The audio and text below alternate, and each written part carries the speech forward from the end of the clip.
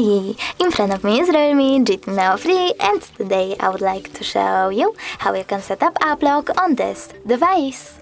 Firstly, go into settings, scroll down and tap on privacy section over here. Now you need to click on app lock and click on this switcher. Then select settings over here and tap on use a different password type.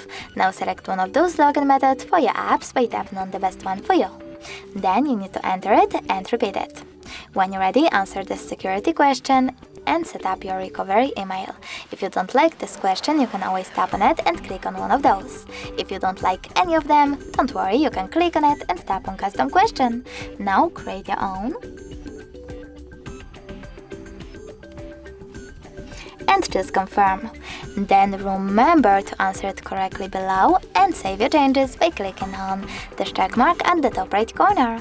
Finally, you can tap on the switcher next to an app that you wish to close, in my case, calendar. Then you can also click on use if you want to use face unlock. To open your app, I will go with cancel though and click on home button. Now when I try to access my calendar app, I can see that pattern is now required. Thanks so much for watching. If you enjoyed this video, don't forget to leave a like, comment and definitely subscribe. Bye!